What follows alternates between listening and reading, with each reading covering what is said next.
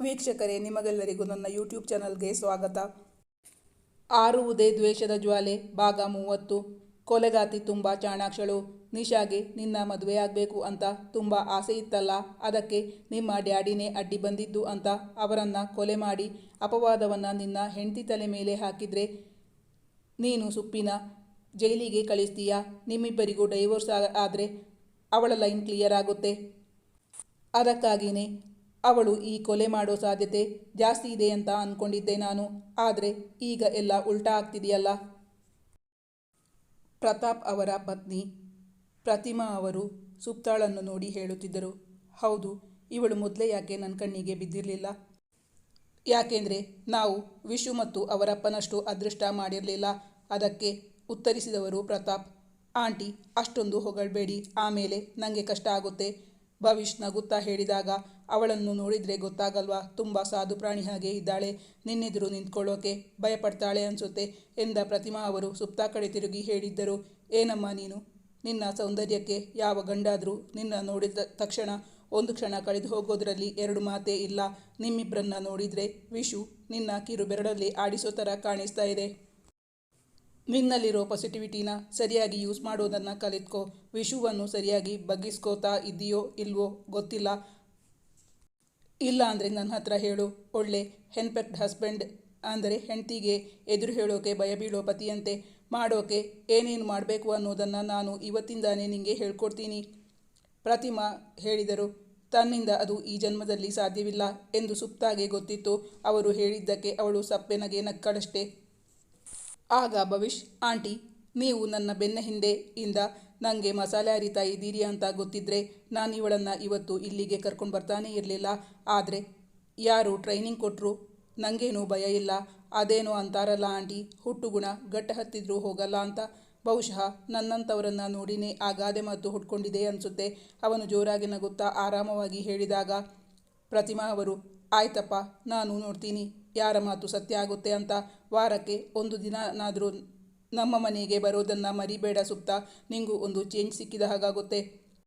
ಅವರ ಮಾತಿಗೆ ಅವಳ ಮುಗುಳ್ನಗುವೆ ಉತ್ತರವಾಗಿತ್ತು.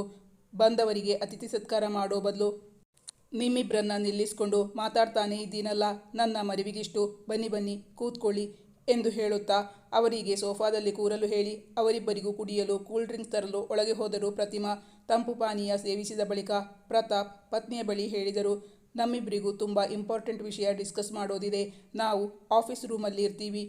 ಭವಿಷ್ ಲಾಯರ್ ಜೊತೆ ಹೋಗುವ ಮೊದಲು ಪತ್ನಿಯ ಕೈಯನ್ನು ಒಮ್ಮೆ ತೀಕ್ಷ್ಣವಾಗಿ ನೋಡಿ ಅವರ ಹಿಂದಿನಿಂದ ಹೊರಟಾಗ ಅವಳ ಎದೆಯಲ್ಲಿ ಹೇಳಿಕೊಳ್ಳಲಾಗದ ಸಂಕಟ. ಇವರಿಬ್ಬರು ಸೇರಿಕೊಂಡು ತನ್ನನ್ನೇ ಕೊಲೆಗಾರ್ತಿ ಅಂತ ರೂಪಿಸ್ತಾರಾ? ಕ್ಷಣ ಕ್ಷಣಕ್ಕೂ ಅವಳ ಆತಂಕ ಹೆಚ್ಚಾಗುತ್ತಿತ್ತು. ಇದಾವುದರ ಅರಿವು ಇಲ್ಲದ ಅವಳ ತಂದೆ ಮತ್ತು ಪ್ರತಿಮಾ ಇಬ್ಬರು ಅವಳ ಬಳಿ ಅದೇನೇನೋ ಪ್ರಶ್ನೆಗಳನ್ನು ಕೇಳುತ್ತಿದ್ದರು. ಆದರೆ ಆತಂಕದಲ್ಲಿದ್ದ ಅವಳಿಗೆ ಅವರ ಪ್ರಶ್ನೆಗಳು ಕಿವಿಯೊಳಗೆ ಹೋದರೆ ತಾನೇ ಉತ್ತರಿಸುವುದು. ಹುಡುಗಿ ಸೋಫಾದಲ್ಲಿ ಬೊಂಬೆಯಂತೆ ಕೂತು ಅವರಿಬ್ಬರು ಹೋಗುವುದನ್ನೇ ನೋಡುತ್ತಿದ್ದಳು. ಏನೇ ಹುಡುಗಿ, ನೀನು ಗಂಡ ಪಕ್ಕದಲ್ಲಿದ್ದಾಗ ಅವನನ್ನು ಕಂಡ್ರೆ ತುಂಬ ಭಯಪಡೋಳು. ಅವನು ನಿನ್ನನ್ನು ಬಿಟ್ಟು ಹೋದಾಗ ಅವನಿಂದ ಇನ್ನೊಂದು ಕ್ಷಣನೂ ದೂರ ಇರೋಕೆ ನನ್ನ ಕೈಯಲ್ಲಿ ಆಗಲ್ಲಪ್ಪ ಅನ್ನೋ ಥರ ಮುಖ ಸಪ್ಪೆ ಮಾಡಿಕೊಂಡು ಅವನನ್ನೇ ನೋಡ್ತಾ ಕೂತಿದ್ದೀಯಲ್ಲಮ್ಮ. ಹುಡುಗ ಹೊರಗಿನಿಂದ ಹೊರಟನಾದರೂ ನಿನ್ನ ತುಂಬ ಚೆನ್ನಾಗಿ ನೋಡ್ಕೋತಾನೆ ಅನ್ನೋದಕ್ಕೆ ಇದಕ್ಕಿಂತ ಬೇರೆ ಸಾಕ್ಷಿ ಬೇಕಿಲ್ಲ ಅಲ್ವಾ ಅಣ್ಣ ಎಂದು ಸುಪ್ತಾಳ ತಂದೆ ಸೋಮಶೇಖರ್ ಅವರ ಬಳಿ ಪ್ರತಿಮಾ ಅವರು ಕೇಳಿದಾಗ ಅವಳು ವಾಸ್ತವ ಪ್ರಪಂಚಕ್ಕೆ ಬಂದಿದ್ದಳು. ಅವಳೊಳಗಿನ ಆತಂಕದ ಅರಿವು ಅವರಿಬ್ಬರಿಗೂ ಇದ್ದರೆ ಈ ರೀತಿ ಪ್ರಶ್ನೆ ಮಾಡುತ್ತಿರಲಿಲ್ಲವೇನೋ. ಸೋಮಶೇಖರ್ ಅವರಿಗೂ ಪ್ರತಿಮಾ ಅವರ ಮಾತು ನಿಜವೆನಿಸುತ್ತೇನೋ. ಅವರ ಮುಖದಲ್ಲಿ ಮಂದಹಾಸ ಮಿನುಗಿತು. ಹುಡುಗಿಯ ಮುಖದಲ್ಲಿ ಅವರ ಮಾತು ಕೇಳಿ ಲಜ್ಜೆ ಆವರಿಸಿದ್ದನ್ನು ಕಂಡು ತೃಪ್ತಿಪಟ್ಟುಕೊಂಡಿದ್ದರು ಅವಳ ತಂದೆ. ಇಬ್ಬರು ಮಹಡಿ ಏರಿ ಪ್ರತಾಪ್ ಅವರ ಪರ್ಸನಲ್ ರೂಮ್ಗೆ ಹೋಗಿ ಮಾತುಕತೆ ಮುಂದುವರಿಸಿದ್ದರು. ವಿಶು, ನನಗೇನೋ ಇಂಪಾರ್ಟೆಂಟ್ ಡಾಕ್ಯುಮೆಂಟ್ ಕೊಡ್ತೀನಿ ಅಂತ ಆಗ ಹೇಳಿದ್ಯಲ್ಲ, ತಗೊಂಡು ಬಂದಿದ್ದೀಯಾ? ಕ್ಷಣದಿಂದ ಕ್ಷಣಕ್ಕೆ ನನಗೆ ಕುತೂಹಲ ಜಾಸ್ತಿ ಆಗ್ತಾ ಇದೆ ಹೇಳಿದರು ಪ್ರತಾಪ್. ಹ್ಞೂ ಅಂಕಲ್, ತಗೊಂಡು ಬಂದಿದ್ದೀನಿ. ಕೊಲೆಗಾರ ಅಲ್ಲಲ್ಲ, ಕೊಲೆಗಾರ್ತಿ ಯಾರು ಅಂತ ಸಾಕ್ಷಿ ಸಮೇತ ಸಿಕ್ಕಾಕೊಂಡಿದ್ದಾಳೆ. ನೀವು ಇದುವರೆಗೂ ನನ್ನ ಮಾತು ನಂಬ್ತಾ ಇರಲಿಲ್ಲ, ಆದರೆ ಸಾಕ್ಷಿ ಸಮೇತ ನೋಡಿದ ಮೇಲೆ ಏನು ಹೇಳ್ತೀನಿ ನೋಡ್ತೀನಿ ಅವರಿಗೆ ಪ್ರಶ್ನಿಸುತ್ತಾ ಕಂದು ಬಣ್ಣದ ಕವರೊಂದನ್ನು ಅವರ ಕೈಗಿತ್ತನು ಭವಿಷ್. ಪ್ರತಾಪ್ ಅವರಿಗೆ ನಂಬದೇ ಸಾಧ್ಯವಾಗುತ್ತಿಲ್ಲ. ಒಂದು ಕ್ಷಣ ತೆರೆದ ಬಾಯಿಯನ್ನು ಮುಚ್ಚಲೇ ಮರೆತಿದ್ದರು. ಆ ಕವರ್ ಒಳಗಿದ್ದ ಡಾಕ್ಯುಮೆಂಟನ್ನು ನೋಡಿದಾಗ, ನೋಡಿ ಅಂಕಲ್, ನೀವೇ ಸರಿಯಾಗಿ ನೋಡಿ ಯಾವ ಹುತ್ತದಲ್ಲಿ ಯಾವ ಹಾವಿದೆಯೋ ಅಂತ. ಪ್ರತಾಪ್ ಅವರಿಗೆ ಪ್ರಶ್ನೆ ಹಾಕಿದವನು ಪ್ರಶ್ನಾರ್ಥಕವಾಗಿ ಅವರ ಮುಖವನ್ನೇ ನೋಡುತ್ತಿದ್ದ. ಹಾಗಾದರೆ ಅವಳೇ ತನ್ನ ತಂದೆಯಂತಿರುವ ಮಾವನನ್ನು ಕೊಲೆ ಮಾಡಿಬಿಟ್ಟಿದ್ದಾಳಾ? ಅದಕ್ಕೆ ಕಾರಣವಾದರೂ ಏನು ಎಂದು ತಮ್ಮ ಊಹೆ ತಪ್ಪಾಗಿದ್ದೇ ಇಲ್ಲ. ಆದರೆ ಇಂದು ಅದಕ್ಕೆ ವ್ಯತಿರಿಕ್ತವಾಗಿದೆಯೇ? ಅಂದರೆ ತಾವು ಸುಪ್ತಾ ತುಂಬ ಸಾಧು ಒಳ್ಳೆಯ ಹುಡುಗಿ ಅಂದುಕೊಂಡಿದ್ದು. ತಮ್ಮ ಅಭಿಪ್ರಾಯ ಎಲ್ಲಿ ತಪ್ಪಾಗಿದ್ದು ಮನದಲ್ಲೇ ಮಂಥನ ಮಾಡುತ್ತಿದ್ದರು ಲಾಯರ್ ಪ್ರತಾಪ್. ಈಗ ಏನು ಹೇಳ್ತೀರಾ ಅಂಕಲ್? ಅವನು ತಂದಿಟ್ಟಿದ್ದ ಎಲ್ಲ ಡಾಕ್ಯುಮೆಂಟ್ಗಳನ್ನು ಕೂಲಂಕುಷವಾಗಿ ಪರಿಶೀಲಿಸಿದವರ ನಾಲಿಗೆ ತಡವರಿಸಿತು. ಅಂದರೆ ನೀನು ಹೇಳ್ತಾ ಇರೋದು ಸುಪ್ತಾನೇ ನಿಮ್ಮ ಡ್ಯಾಡಿ ಕೊಲೆ ಮಾಡಿದ್ದಾರೆ ಅಂತಾನಾ? ಅವಳದೇ ಬಳೆಗಳು, ಅವಳ ಕೈಯಲ್ಲೂ ಮಚ್ಚೆ ಇದೆ, ಕೊಲೆಗಾರ್ತಿಯ ಕೈಯಲ್ಲೂ? ಅವರ ಸ್ವರ ನಡುಗಿತು. ನಂಬಲೇ ಸಾಧ್ಯವಾಗುತ್ತಿಲ್ಲ ಪ್ರತಾಪ್ ಅವರಿಂದ. ನಿಜ ಹೇಳ್ತೀನಿ ಅಂಕಲ್, ನನಗೆ ಅವಳ ಕೈಯಲ್ಲಿ ಮಚ್ಚೆ ಕಾಣಿಸಿದಾಗ ಅವಳ ಮೇಲೆ ಅದೆಷ್ಟು ಸಿಟ್ಟು ಬಂತು ಅಂದರೆ ಅವಳ ಕತ್ತು ಹಿಚುಕಿ ಈಗಲೇ ಅವಳನ್ನು ಕೊಂದೇ ಬಿಡಬೇಕು ಅನ್ನಿಸ್ತು. ನಿಜ ಹೇಳ್ತಾ ಇದ್ದೀನಿ ಅಂಕಲ್, ನನಗೆ ತಡ್ಕೊಳ್ಳೋಕೆ ಸಾಧ್ಯ ಆಗಲಿಲ್ಲ. ಆದರೆ ನನ್ನ ವಿವೇಕ ನನ್ನನ್ನು ಎಚ್ಚರಿಸಿತು. ತಪ್ಪು ಮಾಡಿದವರಿಗೆ ಶಿಕ್ಷೆ ಕೊಡೋಕೆ ಕೋರ್ಟ್ ಇದೆ, ಕಾನೂನಿದೆ. ನಾನು ಅದನ್ನು ನನ್ನ ಕೈಗೆ ತಗೊಂಡು ನನ್ನ ಜೀವನ ಹಾಳು ಮಾಡೋಕೆ ನನಗೆ ಇಷ್ಟ ಆಗಲಿಲ್ಲ. ನನ್ನ ಭಾವನೆಗಳು ಅವಳಿಗೆ ಗೊತ್ತಾಗಬಾರ್ದು ಅಂತ ಆದಷ್ಟು ಅದನ್ನು ಕಂಟ್ರೋಲ್ ಮಾಡ್ಕೋತಾ ಇದ್ದೀನಿ ಅಂಕಲ್. ಭವಿಷ್ ತನ್ನ ಮನದ ಭಾವನೆಯನ್ನು ಆತ್ಮೀಯರಾದ ಪ್ರತಾಪ್ ಅಂಕಲ್ ಜೊತೆ ಹಂಚಿಕೊಳ್ಳುತ್ತಿದ್ದಾನೆ. ವೆರಿ ಗುಡ್ ವಿಶು, ಸದ್ಯ ಕೋಪದ ಕೈಗೆ ಕೆಲಸ ಕೊಟ್ಟಿಲ್ವಲ್ಲ. ನೋಡಪ್ಪ ವಿಶು, ಆ ಹುಡುಗಿನ ನಾನು 5 ವರ್ಷದಿಂದ ಬಲ್ಲೆ. ಅವಳು ಯಾವತ್ತೂ ಬೇರೆಯವರ ಜೀವ ತೆಗೆಯುವಂಥ ಕಠಿಣ ಮನಸ್ಥಿತಿಯ ಹೆಣ್ಣಲ್ಲ. ಒಂದು ಇರುವೆಯನ್ನು ಕೂಡ ಕೊಲ್ಲೋ ಮನಸ್ಸಿಲ್ಲ ಆ ಹುಡುಗಿಗೆ. ಅಷ್ಟು ಮೃದು ಮನಸ್ಸಿನ ಹುಡುಗಿ. ಅದಕ್ಕೆ ನಾನು ಹೇಳುವ ಕಾರಣ ಕೇಳಿದರೆ ನೀನು ಈ ಜೀವಮಾನ ಪೂರ್ತಿ ಅವಳಿಗೆ ಆಭಾರಿಯಾಗಿರ್ತೀಯ. ಆದರೆ ಒಂದು ವೇಳೆ ಅವಳು ನಿಮ್ಮ ಅಪ್ಪನನ್ನು ಕೊಲೆ ಮಾಡಿದ್ದಾಳೆ ಅಂದರೆ ಅವಳಿಗೆ ಶಿಕ್ಷೆ ಆಗಲೇಬೇಕು. ನಾನು ಯಾವತ್ತೂ ನ್ಯಾಯದ ಪರ ಹೋರಾಡುವವನು ಅಂತ ನಿಂಗೂ ಗೊತ್ತಲ್ಲ. ಈಗಿನ ಅವನ ಮಾನಸಿಕ ಪರಿಸ್ಥಿತಿಯ ಅರಿವಿದ್ದ ಅವರು ಮೃದುವಾಗಿ ಅವನ ಬೆನ್ನ ಮೇಲೆ ಕೈಯಾಡಿಸುತ್ತಾ ಹೇಳಿದರು. ಅಂಕಲ್, ನೀವು ಈ ವಿಷಯವನ್ನು 2-3 ಬಾರಿ ಪ್ರಸ್ತಾಪ ಮಾಡಿದ್ದೀರಾ. ಆದರೆ ಅಂತಹ ಕೆಲಸ ಸುಪ್ತಾ ಏನು ಮಾಡಿದ್ದಾಳೆ ಅಂತ ಇಂದಿನವರೆಗೂ ನನಗೆ ಹೇಳೇ ಇಲ್ಲ. ನನಗೂ ಕೇಳೋ ಕುತೂಹಲ ಜಾಸ್ತಿ ಆಗ್ತಾ ಇದೆ. ಹೇಳ್ತೀರಾ ಅಂಕಲ್? ಅವನು ಕುತೂಹಲದಿಂದ ಅವರ ಮುಖವನ್ನೇ ನೋಡುತ್ತಾ ಪ್ರಶ್ನಿಸಿದ್ದ. ಖಂಡಿತ ಹೇಳ್ತೀನಿ ವಿಶು. ಸುಮಾರು 5.5 ವರ್ಷಗಳ ಹಿಂದೆ ನಡೆದಿರೋ ಘಟನೆ ಇದು. ನಾನು ಮತ್ತು ನಿಮ್ಮ ಡ್ಯಾಡಿ ಇಬ್ಬರು ನಿಮ್ಮ ಮಾವನ ಊರಿಗೆ ಹೋಗೋ ರೋಡಲ್ಲಿ ಕಾರಲ್ಲಿ ಹೋಗ್ತಾ ಇದ್ವಿ. ಆಗ ಒಬ್ಬಳು ಹುಡುಗಿ ರೋಡ್ ಮಧ್ಯಕ್ಕೆ ಬಂದು ಕೈ ಬೀಸುತ್ತಾ ಕಾರು ನಿಲ್ಲಿಸೋಕೆ ಹೇಳಿದ್ಲು. ಅವಳಿಗೆ ಡ್ರಾಪ್ ಬೇಕೇನೋ ಅಂದ್ಕೊಂಡಿದ್ವಿ. ನಾವು ಒಂದು ತೋಟ ನೋಡೋಕೆ ಅಂತ ಹೋಗ್ತಾ ಇದ್ವಿ.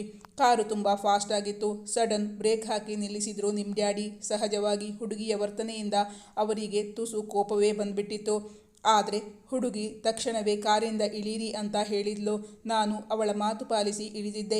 ಆದರೆ ನಿಮ್ಮ ಡ್ಯಾಡಿಗೆ ತಮ್ಮ ಕೆಲಸಕ್ಕೆ ಅಡ್ಡಿಯಾಯಿತು ಅಂತ ಅವಳ ಮೇಲೆ ರೇಗೋಕೆ ಹೊರಟಾಗ ಅದನ್ನು ಗಣನೆಗೆ ತೆಗೆದುಕೊಳ್ಳದೆ ಕಾರಿನ ಡೋರ್ ಓಪನ್ ಮಾಡಿ ನಿಮ್ಮ ಡ್ಯಾಡಿನ ಕಾರಿಂದ ಹೊರಗೆ ಎಳ್ಕೊಂಡ್ಬಿಟ್ಟಿದ್ಲು ಆ ಹುಡುಗಿ. ನೋಡಿದರೆ ಕಾರಿಗೆ ಬೆಂಕಿ ಹತ್ಕೊಂಡ್ಬಿಟ್ಟಿತ್ತು.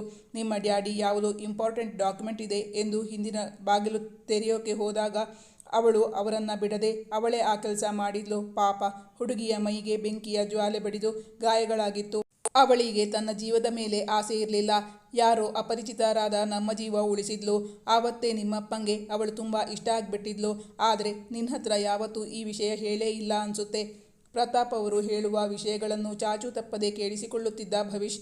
ಆ ಕಡೆಯೆಲ್ಲ ರೈತರು ರೋಡ್ ಮಧ್ಯಾಹ್ನ ತಾವು ಬೆಳೆದ ಬೆಳೆಗಳನ್ನು ಹಾಸಿಬಿಡ್ತಾರೆ. ಅದರ ಮೇಲೆ ಗಾಡಿ ಓಡಿದಾಗ ಸುಲಭವಾಗಿ ಧಾನ್ಯಗಳು ಮತ್ತು ಕಸಕಡ್ಡಿ ಬೇರೆ ಬೇರೆಯಾಗಿ ಸಿಗುತ್ತೆ ಅನ್ನೋದು ರೈತರ ಉದ್ದೇಶ.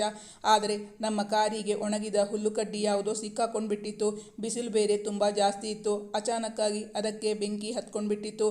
ನಮಗೆ ಅದು ಗೊತ್ತೇ ಆಗಿರಲಿಲ್ಲ. ಆ ಹುಡುಗಿ ದೂರದಿಂದಲೇ ಬೆಂಕಿ ಹತ್ತಿರೋದು ನೋಡಿ ತನ್ನ ಜೀವದ ಹಂಗು ತೊರೆದು ನಮ್ಮನ್ನು ರಕ್ಷಿಸಿದ್ದಳು. ಅವಳಾಗ PUCನೋ ಡಿಗ್ರಿನೋ ಓದ್ತಿದ್ದಿರಬೇಕು. ಹುಡುಗಿ 17 ಅಥವಾ 18 ವರ್ಷದವಳಿದ್ದಿರಬೇಕು. ಆದರೂ ಅವಳ ಸಮಯ ಪ್ರಜ್ಞೆಯಿಂದಾಗಿ ನಾವಿಬ್ಬರು ಉಳ್ಕೊಂಡ್ವಿ. ಇಲ್ಲ ಅಂದರೆ ಅಬ್ಬಾ, ನಂಗೀಗಲೂ ಊಹಿಸುವಾಗಲೇ ಭಯ ಆಗುತ್ತೆ. ಅಂದಿನ ಘಟನೆಯನ್ನು ನೆನಪಿಸಿಕೊಂಡು ಈಗಲೂ ಭಯಭೀತರಾಗಿದ್ದರು ಪ್ರತಾಪ್. ಅಂಕಲ್, ಅಂದರೆ ನೀವು ಹೇಳ್ತಾ ಇರೋದು ಕೇಳಿದರೆ ಆ ಹುಡುಗಿ ಮುಂದೆ ಹೇಳಲಿಲ್ಲ ಅವನು. ನಂಬಲಾರದವನಂತೆ ಅವರನ್ನೇ ನೋಡುತ್ತಾ ಕೇಳಿದ್ದ ವಿಶು. ಹೌದಪ್ಪ, ಅವಳೇ ಸುಪ್ತದೀಪ್ತಿ. ನಮ್ಮಿಬ್ಬರ ಜೀವ ಉಳಿಸಿದ್ದಕ್ಕಾಗಿ ಅವಳಿಗೆ ದುಡ್ಡು ಕೊಡೋಕೆ ಹೋಗಿದ್ರು ನಿಮ್ಮಪ್ಪ. ಆದರೆ ಅವಳು 1 ರೂಪಾಯಿನೂ ತಗೊಂಡಿರಲಿಲ್ಲ. ದುಡ್ಡು, ಆಸ್ತಿ, ಒಡವೆಗೆ ಆಸೆ ಪಡೋ ಹುಡುಗಿನೇ ಅಲ್ಲ ಅವಳು. ನಾನ್ಯಾಕೆ ಹಾಗೆ ಹೇಳ್ತೀನಿ ಅಂದರೆ ಅದಕ್ಕೂ ಕಾರಣ ಇದೆ. ಆಮೇಲೆ ಕೆಲ ವರ್ಷಗಳಾದ ಬಳಿಕ ಅವಳು ವಿದ್ಯಾಭ್ಯಾಸ ಮುಗಿಸಿ ಅದಾಗ ತಾನೇ ಕೆಲಸಕ್ಕೆ ಸೇರ್ಕೊಂಡಿದ್ಲು. ತಮ್ಮನ ಮನೆಗೆ ಅಂತ ಮಡಿಕೇರಿ ಹತ್ರ ಹೋಗಿದ್ರು ಅವಳಪ್ಪ. ಅವಳ ಅಪ್ಪಂಗೆ ಅಲ್ಲಿ ಆಕ್ಸಿಡೆಂಟ್ ಆಗಿ ಹಾಸ್ಪಿಟಲಲ್ಲಿದ್ದರು. ತುಂಬ ಕಷ್ಟದಲ್ಲಿದ್ಲು ಹುಡುಗಿ. ದುಡ್ಡಿನ ಅವಶ್ಯಕತೆ ತುಂಬ ಇತ್ತು. ಆಗ್ಲೂ ನಿಮ್ಮ ಡ್ಯಾಡಿ ಹತ್ತಿರ ಕೈ ಚಾಚಿರಲಿಲ್ಲ. ಒಂದು ಕಾಲ್ ಮಾಡಿ ತಾವು ಕಷ್ಟದಲ್ಲಿದ್ದೇವೆ ಎಂಬ ವಿಷಯ ಕೂಡ ತಿಳಿಸಿರಲಿಲ್ಲ. ಅಷ್ಟು ಸ್ವಾಭಿಮಾನವಿದೆ ಆ ಹುಡುಗಿಗೆ. ಅದ್ಯಾವನು ಪುಣ್ಯಾತ್ಮ ಅವಳಿಗೆ ಆಗ ಕಷ್ಟದ ಸಂದರ್ಭದಲ್ಲಿ ದುಡ್ಡು ಕೊಟ್ಟು ಸಹಾಯ ಮಾಡಿದ್ದಂತೆ. 3 ತಿಂಗಳು ಕಳೆದ ಮೇಲೆ ಹೇಳಿದ್ಲು, ನಿಂಗೆ ಗೊತ್ತಲ್ಲಪ್ಪ, ಅವಳ ತಂದೆಯನ್ನ ಅದೆಷ್ಟು ಪ್ರೀತಿಸ್ತಾಳೆ ಅಂತ. ಅಂತಹ ಹುಡುಗಿ ಈ ಕೊಲೆ ಮಾಡೋಕೆ ಸಾಧ್ಯನಾ ಅಂತ ನಂಗನ್ನಿಸ್ತು. ಅದನ್ನೇ ನಿನ್ನ ಹತ್ರ ಹೇಳಿದ್ದು. ಪ್ರತಾಪ್ ಅವರು ಇಂದು ಹೇಳುವವರೆಗೂ ಭವಿಷ್ಗೆ ಆ ವಿಷಯ ಗೊತ್ತೇ ಇರಲಿಲ್ಲ. ತನ್ನ ಡ್ಯಾಡಿಗೆ ತನ್ನಿಂದಲೂ ಹೆಚ್ಚು ಅವಳ ಮೇಲೆ ಪ್ರೀತಿ ಎಂದು ಕೆಲವೊಮ್ಮೆ ಅವನಿಗೆ ಅನಿಸುತ್ತುಂಟು. ಅದಕ್ಕೆ ಕಾರಣ ಹಿಂದೆ ಗೊತ್ತಾಗಿದ್ದು ಅವನೀಗ ಆಯೋಮಯ ಸ್ಥಿತಿಯಲ್ಲಿದ್ದ. ಅಂಕಲ್, ಅಂದು ಅವಳಪ್ಪಂಗೆ ಆಕ್ಸಿಡೆಂಟ್ ಆಗಿದ್ದಾಗ ನಾನೇ ಅವಳಿಗೆ ದುಡ್ಡು ಕೊಟ್ಟಿದ್ದು. ಆ ರಾತ್ರಿ ಅವನ ಗಾಡಿಗೆ ಅಡ್ಡ ಬಂದು ಡ್ರಾಪ್ ಕೇಳಿದಾಗಿನಿಂದ ದುಡ್ಡು ಕೊಟ್ಟಾಗಿನ ತನಕ ಎಲ್ಲ ವಿಷಯಗಳನ್ನು ಅವರಿಗೆ ವಿವರಿಸಿದ್ದ ಭವಿಷ್. ಆದರೆ ಅದಕ್ಕಾಗಿ ಅವನು ಅವಳಿಂದ ಬಯಸಿದ ಪ್ರತಿಫಲವೇನು? ಅದರಿಂದ ಕುಪಿತಗೊಂಡವಳು ಅವನ ಕೆನ್ನೆಗೆ ಬಾರಿಸಿದ್ದನ್ನು ಅವರ ಮುಂದೆ ಹೇಳಲು ಅವನಿಗೆ ಸಾಧ್ಯವಾಗಲಿಲ್ಲವೋ? ನಾಲಿಗೆ ಮುಷ್ಕರ ಹೂಡಿತ್ತೋ? ಅಥವಾ ಅವನ ಈಗೋ ಅದಕ್ಕೆ ಒಡಂಬಡಲಿಲ್ಲವೋ? ಆ ದೇವರಿಗೆ ಗೊತ್ತು. ಕೆನ್ನೆ ಮೇಲೆ ನವಿರಾಗಿ ಅವನ ಕೈಗಳು ಓಡಾಡಿದ್ದಂತೂ ಸುಳ್ಳಲ್ಲ. ಅವನ ಕೈ ಕೆನ್ನೆಯ ಮೇಲಾಡಿದಾಗ ಪ್ರತಾಪ್ ಅವರು ಅವನನ್ನು ರೇಗಿಸಿದ್ದರು. ಯಾಕೋ ಕೆನ್ನೆ ಮೇಲೆ ಕೈ ಆಡಿಸ್ಕೋತೀಯಾ? ನೀನು ಮಾಡಿರೋ ಸಹಾಯಕ್ಕೆ ಆವತ್ತೇ ನಿಂಗೆ ಕೆನ್ನೆಗೆ ಗಿಫ್ಟ್ ಸಿಕ್ಕಿರಬೇಕು ಅಲ್ವಾ ಎಂದು ಅವನನ್ನು ರೇಗಿಸಿದ್ದರು. ಅಂದರೆ ಅವಳು ಕಿಸ್ ಮಾಡಿರಬಹುದೆಂದು ಅವರು ಕೇಳಿದ್ದರ ಉದ್ದೇಶವಾಗಿತ್ತು. ಅವನು ಹುಣಸೆ ಹಣ್ಣು ಮುಖಕ್ಕೆ ಕಿವಿಚಿದಂತೆ ಮುಖ ಮಾಡಿಕೊಂಡು ಹಾ ಅಂಕಲ್ ಎಂದಿದ್ದ. ಅವರಿಬ್ಬರ ಮಧ್ಯೆ 2 ನಿಮಿಷಗಳ ದೀರ್ಘ ಮೌನವಿತ್ತು. ಬಳಿಕ ವಿಶು ಮಾತಿಗಾರಂಭಿಸಿದ್ದ. ಆದರೆ ಅಂಕಲ್, ಸಾಕ್ಷಿಗಳೆಲ್ಲ ಅವಳತ್ತ ಬೆಟ್ಟು ಮಾಡಿ ತೋರಿಸುತ್ತಿದೆಯಲ್ಲ.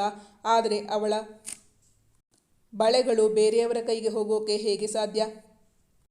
ಯಾರಾದರೂ ಕದ್ದಿರಬಹುದು ಅಂತಾನೇ ಇಟ್ಕೊಳ್ಳೋಣ. ಮತ್ತೆ ಅವಳ ಕೈಯಲ್ಲಿರುವ ಮಚ್ಚೆ? ನಿಶಾ ಆ ಕೆಲಸ ಮಾಡಿರಬಹುದು ಅಂದ್ಕೊಂಡ್ರೆ ಅವಳ ಕೈಯಲ್ಲಿ ಮಚ್ಚೇನೇ ಇಲ್ಲ ಅಂಕಲ್, ನನ್ನ ಮನಸ್ಸು ಇವತ್ತಿಗೂ ಈ ಕ್ಷಣಕ್ಕೂ ನನ್ನ ಹೆಂಡತಿ ನಿರಪರಾಧಿ ಆಗಿರಲಿ, ಅವಳು ಈ ಕೊಲೆ ಮಾಡದೇ ಇರಲಿ ಅಂತಾನೇ ಬಯಸೋದು. ಹಾಗಂತ ಒಂದು ವೇಳೆ ಅವಳೇ ಕೊಲೆ ಮಾಡಿದಾಳೆ ಅಂತ ಸಾಬೀತಾದರೆ ಅವಳಿಗೆ ಶಿಕ್ಷೆ ಆಗಲೇಬೇಕು. ಭವಿಷ್ ತನ್ನ ಅಭಿಪ್ರಾಯವನ್ನು ಹೇಳಿದಾಗ ನನ್ನ ಉದ್ದೇಶನೂ ಅದೇ ಮೈ ಬಾಯ್. ನಿರಪರಾಧಿಗೆ ಯಾವತ್ತೂ ಶಿಕ್ಷೆ ಆಗಬಾರ್ದು. ಹಾಗಂತ ಅಪರಾಧಿಗೆ ಶಿಕ್ಷೆ ಆಗಲೇಬೇಕು. ಆಗಲೇ ವಿಶು ಏನು ನೆನಪಿಸಿಕೊಂಡವನಂತೆ ಹೇಳಿದ.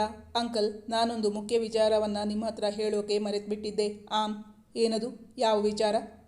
ಅದು ಅಂಕಲ್, ಆ ಬಳೆಗಳನ್ನು ನನ್ನ ಹೆಂಡತಿ ಆವತ್ತೇ ಕಳ್ಕೊಂಡ್ಬಿಟ್ಟಿದ್ದೀನಿ ಅಂತ ಹೇಳ್ತಾ ಇದ್ಲು. ಆದರೆ ನಾನು ಫೋಟೋ ತೋರಿಸೋ ತನಕನೂ ನನ್ನ ಹತ್ರ ಬಳೆ ಕಳೆದು ಹೋಗಿರೋ ವಿಚಾರ ಹೇಳೇ ಇರಲಿಲ್ಲ. ಎಲ್ಲೂ ಕಂಪ್ಲೇಂಟ್ ಮಾಡೇ ಇರಲಿಲ್ಲ. ಅದು ನನ್ನ ಸಂಶಯಕ್ಕೆ ಕಾರಣವಾಗಿದೆ. ಮತ್ತೆ ಇವತ್ತು ನಾನು ಇಲ್ಲಿಗೆ ಬರೋ ಮೊದಲೇ ಡ್ರಾಯರ್ ಓಪನ್ ಮಾಡಿ ನೋಡಿದಾಗ ಆ ಬ್ಯಾಂಗಲ್ಸ್ ಅವಳ ಡ್ರಾಯರ್ ಒಳಗಡೆ ಇತ್ತು. ಅವರು ಆ ಎಲ್ಲ ಪಾಯಿಂಟ್ಗಳನ್ನು ನೋಟ್ ಮಾಡಿ ಇಟ್ಟುಕೊಳ್ಳುತ್ತಿದ್ದರು.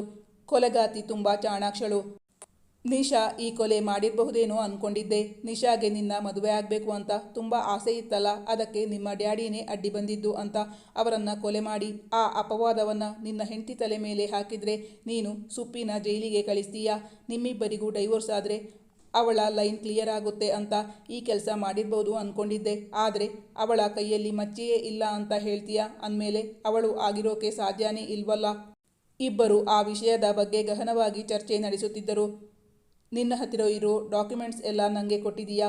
ಬಾ, ನಾವಿಬ್ಬರು CC ಕ್ಯಾಮರಾ ಫೂಟೇಜ್ನಲ್ಲಿ ಇರುವ ಡಾಕ್ಯುಮೆಂಟ್ಗಳನ್ನೆಲ್ಲ ಮತ್ತೊಮ್ಮೆ ನಿಧಾನವಾಗಿ ಸೂಕ್ಷ್ಮವಾಗಿ ಪರಿಶೀಲಿಸೋಣ.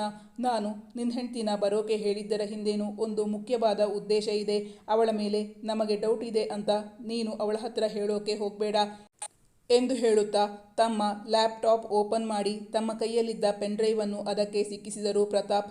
ಇಬ್ಬರು ಕಣ್ಣು ಮಿಟುಕಿಸದೆ ಅದಲ್ಲಿ ಬರುತ್ತಿದ್ದ ದೃಶ್ಯಗಳನ್ನು ನೋಡತೊಡಗಿದ್ದರು. ಮುಂದಿನ ಸಂಚಿಕೆಯಲ್ಲಿ ನಿರೀಕ್ಷಿಸಿ.